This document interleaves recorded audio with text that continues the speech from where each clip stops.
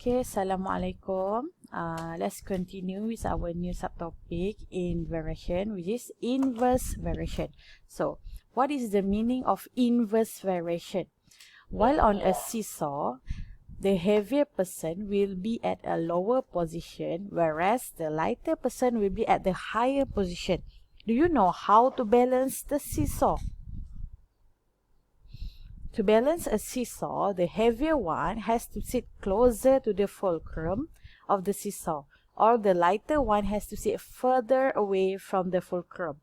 Observe the diagram on the right. The relation between the person's mass, W, and the distance between the person and the fulcrum, D, is said to be varied inversely. When W increases, D decreases, and vice versa. Okay, ini case dia.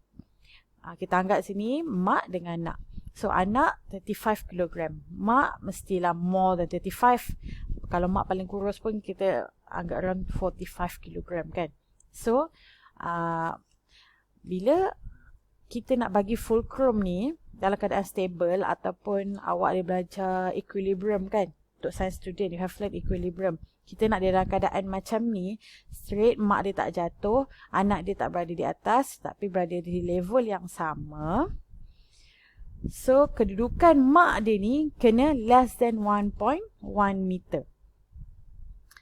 Kedudukan anak pula mesti, kalau dalam kes ni 1.1, mak mesti lebih dekat daripada 1.1, baru seesaw ni akan dalam keadaan stable. Dua-duanya berada di atas. In inverse variation, variable y increase when the variable x decrease at the same rate and vice versa. This relation can be written as y varies inversely as x. So kita tulis y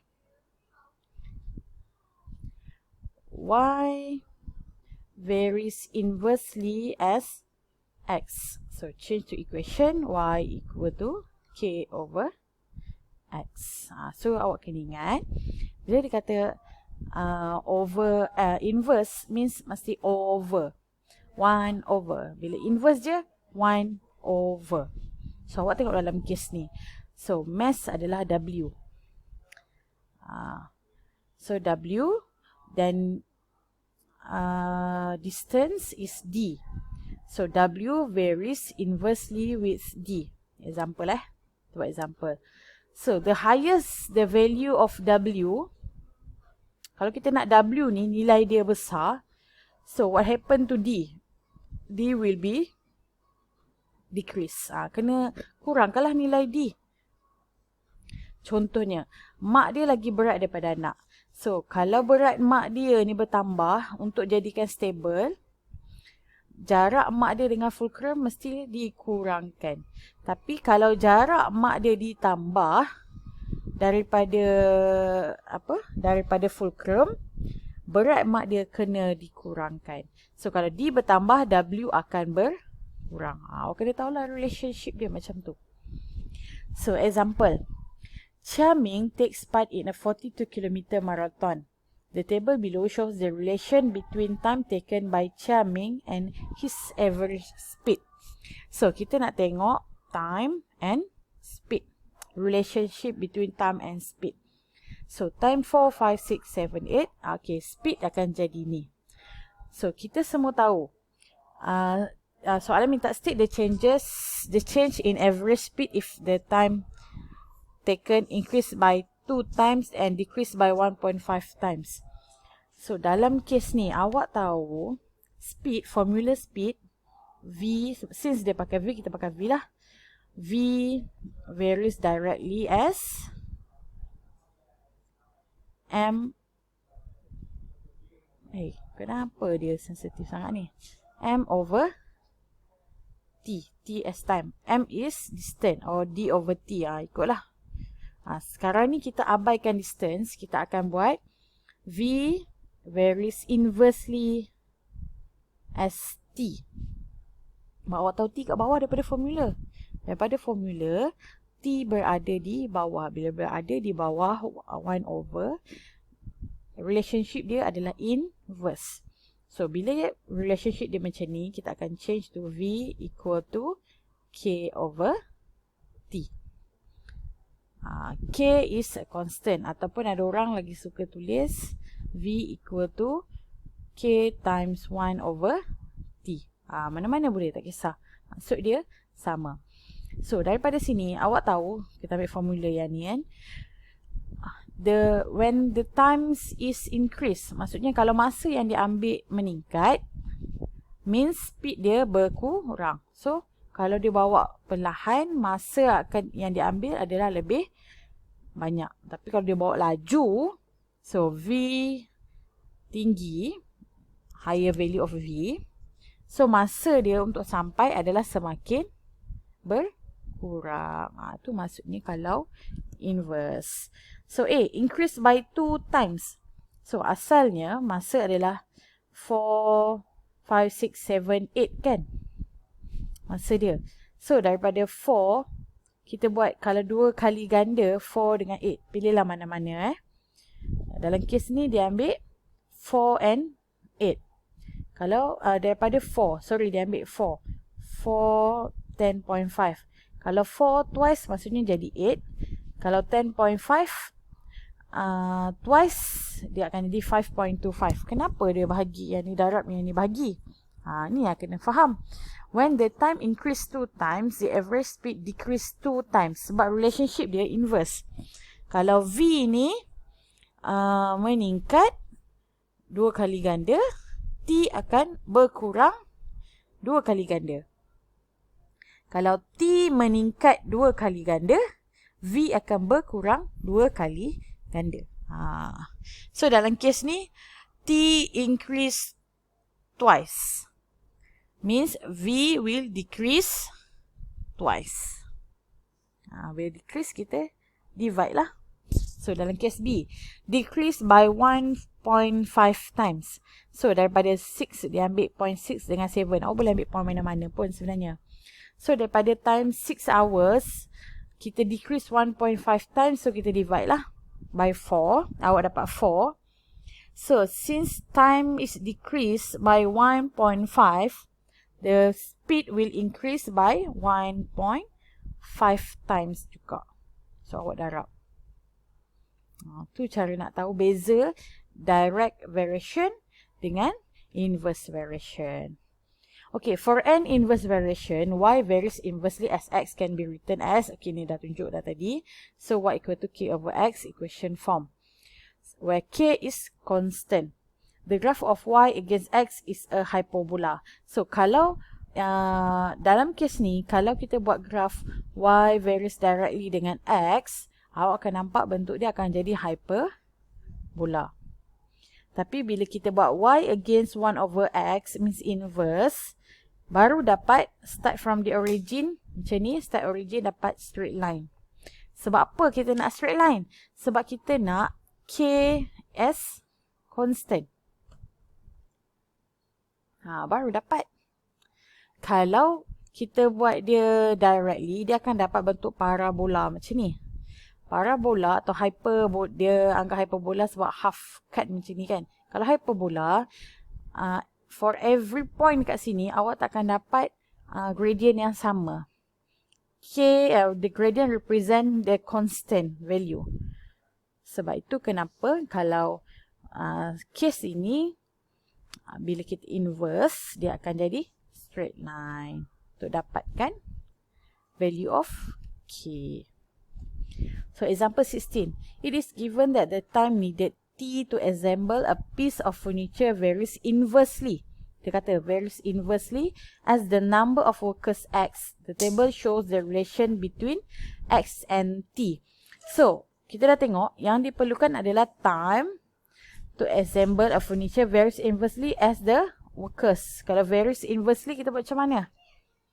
T varies inversely as the number of workers. Kena ada yang ni. Baca soalan, abaikan unit kalau ada unit. So, T varies inversely as the number of workers X. So, ini dia dah bagi value. So, kita nak tengok. By calculating the value of X, T and X square T, determine whether T varies inversely as X or X square. Hence, write the relation by using the symbol varies yang ni. Okay, dalam kes ni, dia nak tahu sama ada yang ni ataupun t varies inversely as x square. Dia nak tahu yang mana betul.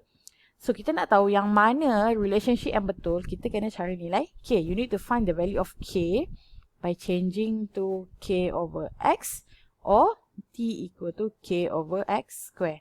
So, kita tengok from the table, nak tengok relationship, you need to find the k. For this case, k is x times t.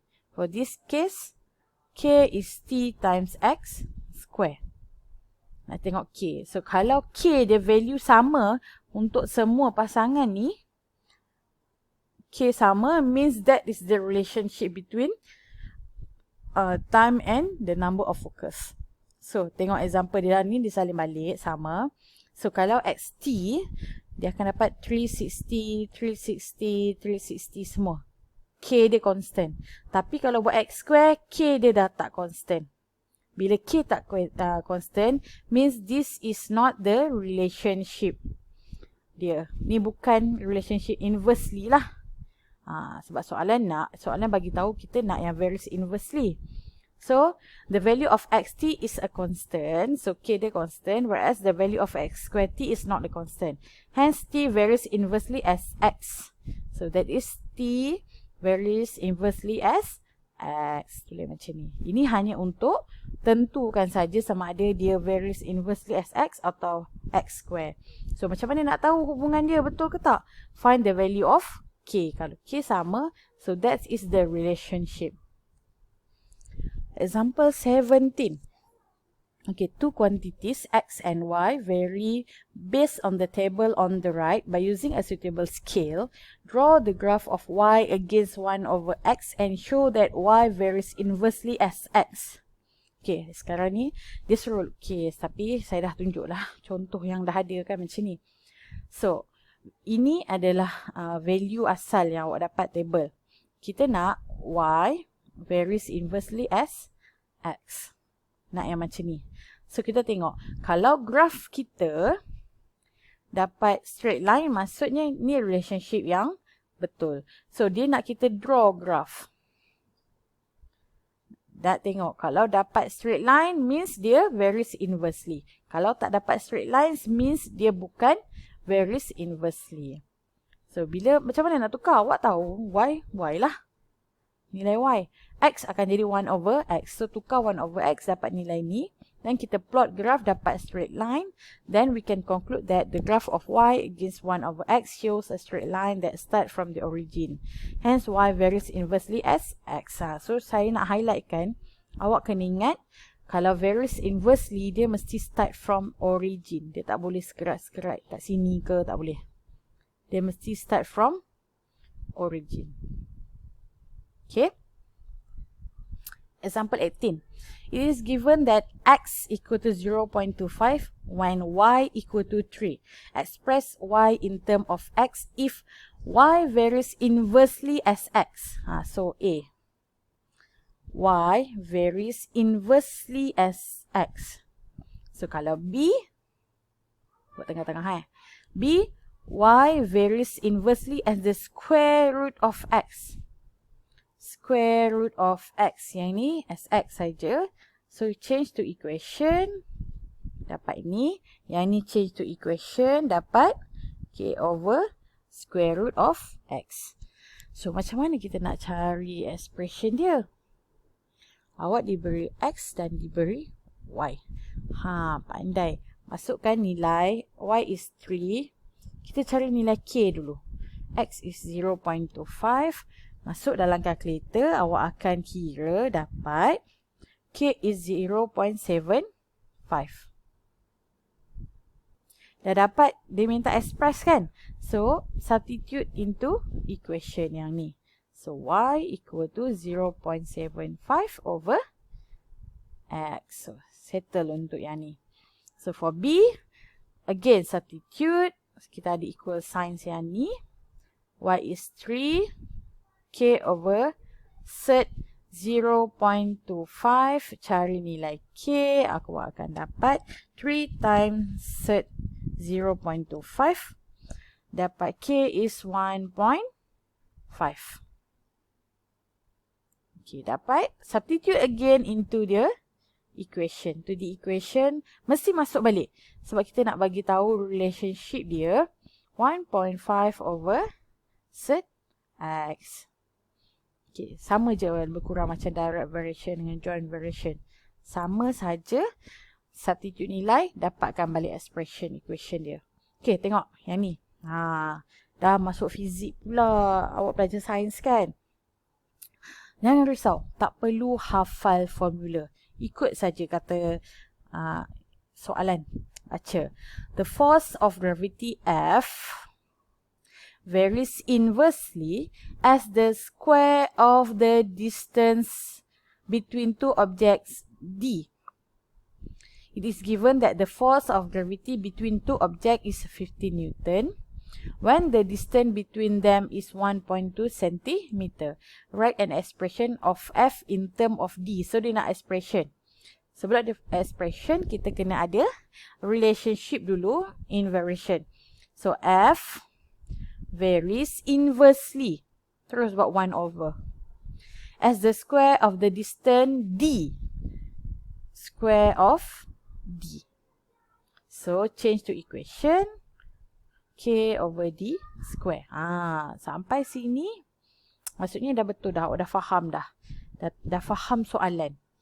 Then, dia minta expression. Means kita kena ada nilai K. Untuk dapat nilai K, mesti ada F dan D. So, F is 15. Force 15.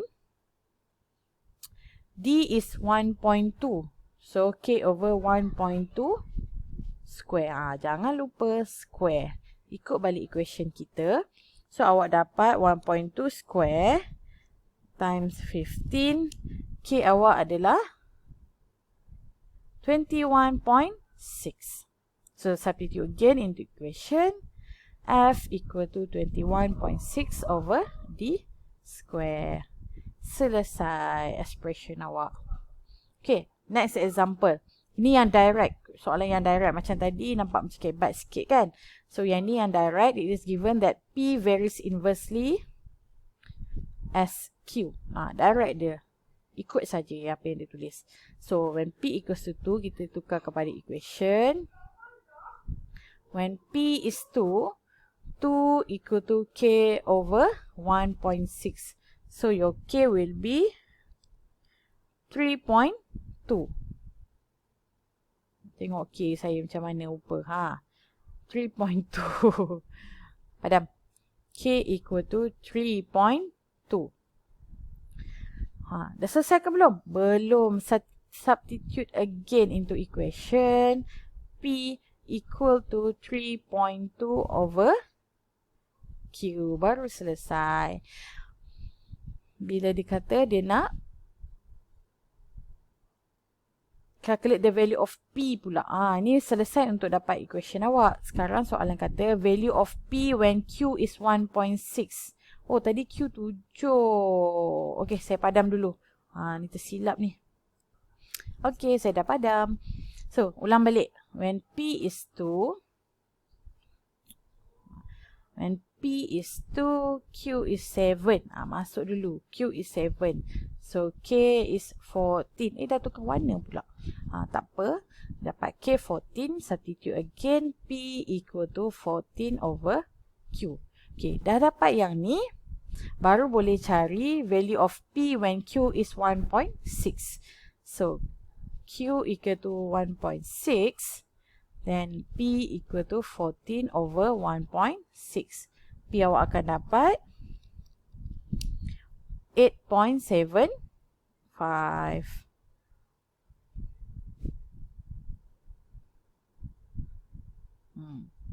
Okay, kita teruskan. How to solve problem involving inverse variation. Cikgu masuk pula Boyle's law. Takutlah cikgu. Tak payah takut. Baca soalan, kenal pasti relationship yang telah diberitahu. So, tengok. According to Boyle's law, the gas pressure P. Bulatkan P. Kenapa bulatkan P? Sebab kita nakkan P ni as your variables nanti. of a mass of gas inversely proportional to the volume of the gas V if the temperature of the gas is fixed. So, kita abaikan temperature of the gas. Kita tahu sepatutnya kena ambil tahu pasal temperature juga kan. Tapi untuk case ni, since kita nak relationship between pressure and volume saja, so kita tahu P varies inversely as V. Dah settle. Tukarkan jadi equation. P equal to K over V. Ini yang penting awak tahu. Jangan takut dengan Boyle's law lah. Nanti macam-macam law keluar. Tak apa. Dia akan bagi tahu. Dia akan guide awak. The diagram on the right shows the gas trapped in a cylinder when the volume inside the cylinder is 80. So, V is 80. The gas pressure is 190.25. Gas pressure is P. 190.25 kilopascal. Siapa tak biasa dengan unit, tak apa. Ni unit. Calculate the volume of the gas in cm cube. Ini memang cm cube dah. When the gas pressure inside the cylinder is 1 to 1.76. So, dia nak suruh cari kalau pressure yang ni, berapa volume yang perlukan. Berapa volume gas dalam ni.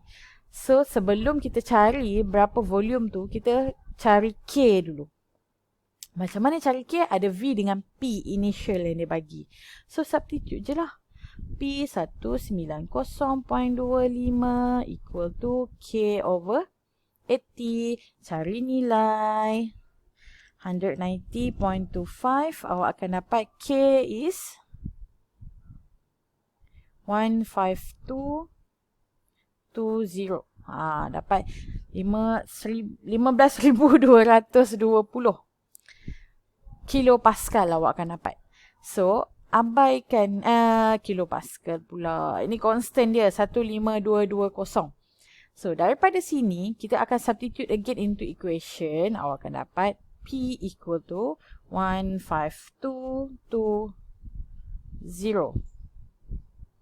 Dapat ini over V. Kat sini awak dah faham dah lah. Dah ada relationship dia, dah ada equation dia. So, tak ada masalah lah kalau P berapa dapat 121.76. Dah boleh cari V. So, substitute 121.76 equal to 15220 over V. Siapa lupa lagi yang ni, letak over 1 kat sini dan cross method. V equal to 15220. Nak elakkan awak confuse kan bila cross method, awak tahulah V dia berapa. 15220 divide by 121.76. So, volume awak akan dapat, betul, 125 cm padu. Ataupun biarkan saja, tak perlu tulis unit. Sebab unit yang salah, maksudnya jawapan awak pun salah. Okey, itu saja. Jadi latihan adalah buku kerja muka surat 10 hingga muka surat 13. Soalan 11 hingga 17 sahaja. Okey, thank you class.